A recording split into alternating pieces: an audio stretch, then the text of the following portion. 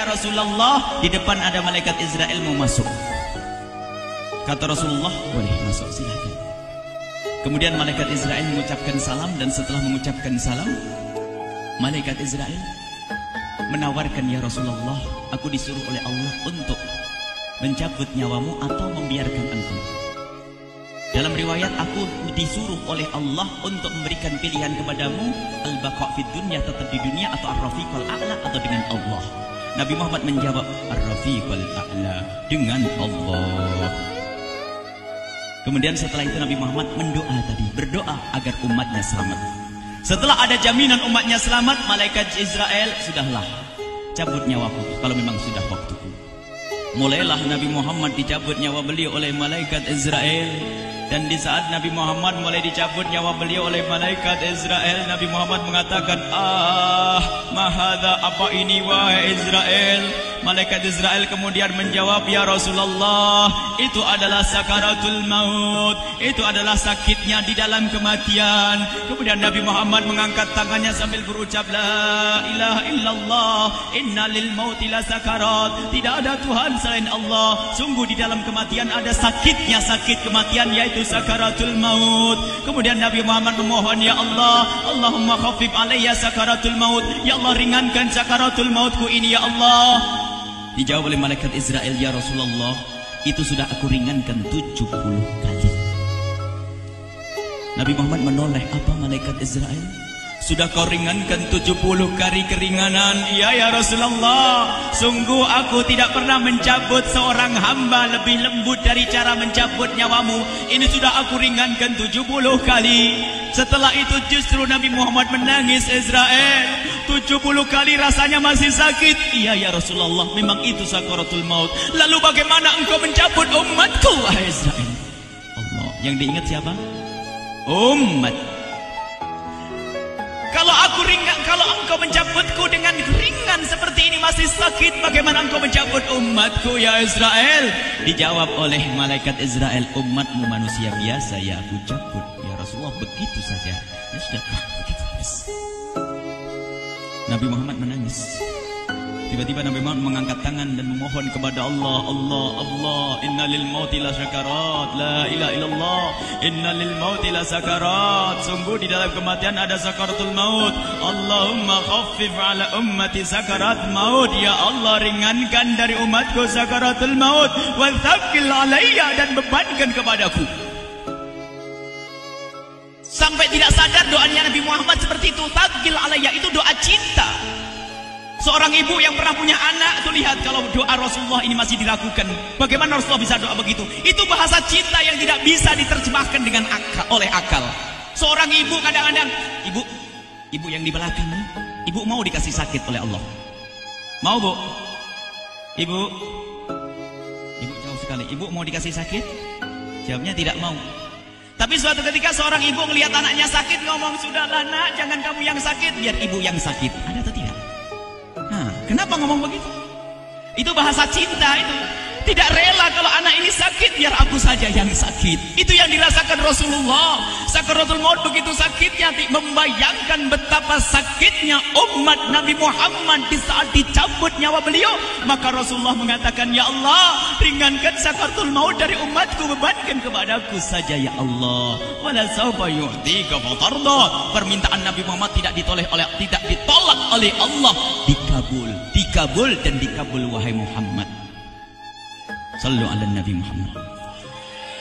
Dan benar, sakaratul maut kita ditahan oleh Rasulullah, ditanggung oleh Rasulullah, sehingga digambarkan oleh Imam Bukhari di saat Nabi Muhammad dicabut nyawa beliau, Siti Aisyah yang ada di situ.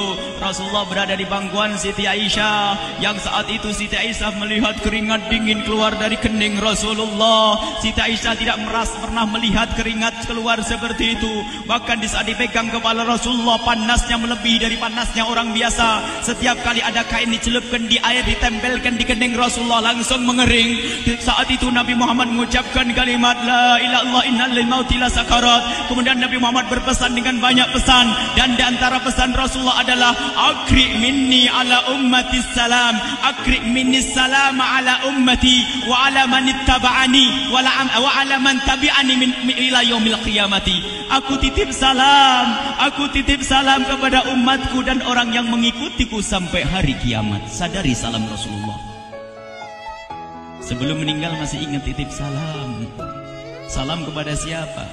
Bukan salam kepada siapa-siapa, tapi salam kepada kita. Maka mari kita mengucapkan salam kepada Rasulullah, karena Rasulullah sudah salam duluan kepada kita.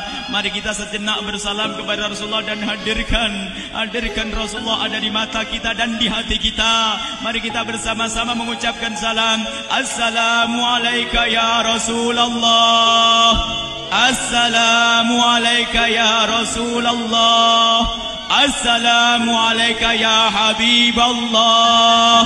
Assalamualaikum ya Nabi Allah. Rasulullah mengucapkan salam untuk kita.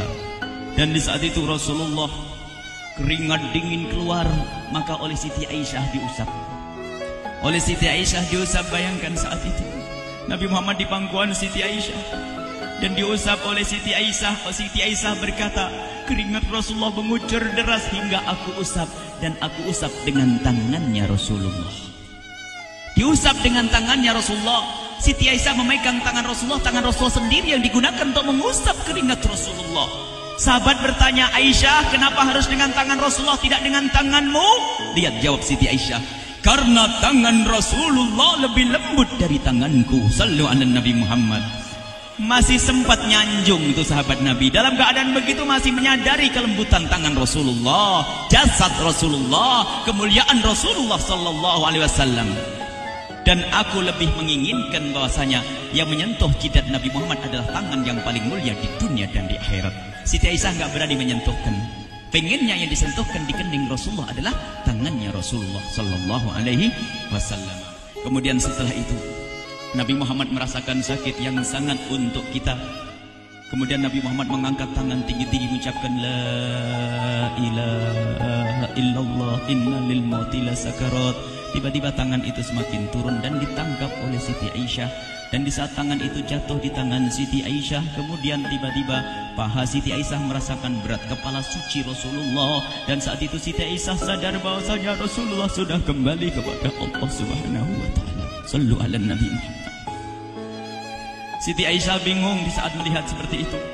Ditaruh pelan-pelan wajah Rasulullah sambil menangis lalu berkata, Rasulullah sudah meninggal.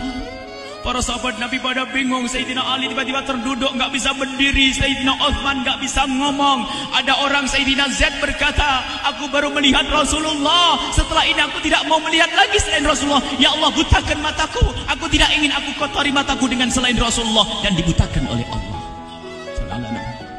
Bermacam-macam kejadian saat itu. Madinah heboh, luar biasa dengan meninggalnya Rasulullah sallallahu alaihi wasallam. Dan sungguh meninggalnya Nabi Muhammad adalah menghidupkan hati yang mati kalau orang faham. Tiba-tiba Sayyidina Abu Bakar datang. Setelah Sayyidina Umar mengatakan, siapa yang mengatakan Muhammad meninggal akan aku penggal lehernya. Jangan seperti orang-orang Nabi Muhammad sekarang lagi pergi seperti waktu Musa pergi kepada Tuhannya, kepada Allah, nanti akan kembali kepada kita. Muhammad belum meninggal. Ini adalah karena kecintaan Sayyidina Umar bin Khattab, tidak ingin Nabi Muhammad pergi. Tiba-tiba datang Sayyidina Abu Bakar As-Siddiq lalu masuk ke kamarnya Rasulullah, lalu masuk kepada Rasulullah, kemudian mengecup kening Rasulullah. Dan Sayyidina Abu Bakar berkata, ya Rasulullah, tibta hayyan wa mayyita. Ya Rasulullah, engkau tetap harum dalam keadaan hidup dan harum setelah meninggal dunia. Sallu ala Nabi Muhammad. Hingga sampai setelah hari besoknya meninggal Rasulullah, Senin sore, Selasa malam, Rabu dikubur Rasulullah sallallahu alaihi wasallam. Setelah dikubur, Sayyidat Fatimah bertanya kepada Sayyidina Abdullah ibn Abbas, Sayyidina Anas, wahai Anas, hai Anas, sambil menangis Sayyidat Fatimah Zahra, hai Anas, bagaimana engkau tega? Atabat anfusukum an tahtu ra'sa Rasulillah. Apakah engkau rela menaburkan debu di atas kepala Rasulullah? Sayyidina Anas menangis kaget, ya wahai binta Rasulullah, kalau kami tidak dilupakan oleh Allah, niscaya tidak ada yang bisa mengubur Rasulullah. Jadi saat itu dilupakan oleh Allah, sehingga mereka tidak menyadari melakukan itu semua. Kalau mereka sadar, tidak akan bisa mengubur Rasulullah sallallahu alaihi wasallam. Ini yang diungkapkan oleh Sayyidina Anas, kalau seandainya kami tidak dilupakan oleh Allah, niscaya kami tidak akan mampu mengubur Rasulullah sallallahu alaihi wasallam. Kami yang hadir di sini, ya Allah, ingin senantiasa hadir di hati kami kekasih-Mu Nabi Muhammad. Maka kami mohon, ya Allah, jadikan kekasih-Mu Nabi Muhammad yang akan, ya Allah, yang akan mendampingi kami kelak saat Kau cabut nyawa kami, seperti yang Kau wahyukan kepada kekasih-Mu Nabi Muhammad. Wa absyiru bil jannati, semua hamba yang beriman akan menyaksikan surga, ya di saat dicabut nyawa mereka. Dan surga, di tempat surga itu yang paling mulia adalah Nabi Muhammad. Maka kami mohon, ya Allah, saat Kau cabut nyawa kami, ya Allah, hadirkan Nabi Muhammad di hati kami, ya Allah. Dan kami mohon, ya Allah, saat di alam barzah nanti, ya Allah, saat yang sangat mengerikan itu, ya Allah, kami mohon hadirkan kekasih-Mu Nabi Muhammad, sehingga kami tidak takut dan gentar lagi dengan malaikat mungkar nakir. Dan ya Allah, kami mohon di saat di padang mahsyar nanti, ya Allah, hadirkan kekasih-Mu Nabi Muhammad. Jadikanlah kekasih-Mu Nabi Muhammad yang akan menemani kami dan akan membonceng kami, membawa kami ke telaga Kausar. Lalu kami diberi air minum dari air telaga Kausar hingga kami tidak akan haus selama-lamanya. Ya Allah, jadikan kekasih-Mu Nabi Muhammad yang akan menemani kami di saat kami menyeberang Siratal Mustaqim hingga kami tidak akan terjerumus ke neraka Jahanam. Dan jadikan kekasih-Mu Nabi Muhammad yang akan kami saksikan setiap saat di surga-Mu, ya Allah. Ya Allah, jadikan kekasih-Mu Nabi Muhammad yang senantiasa, ya Allah, kami lihat kelak di surga. Dan jadikan ucapan kami di akhir hayat kami kelak adalah, ya Allah, adalah kalimat agung dan mulia, La ilaha illallah Muhammadur Rasulullah. La ilaha illallah Muhammadur Rasulullah. La ilaha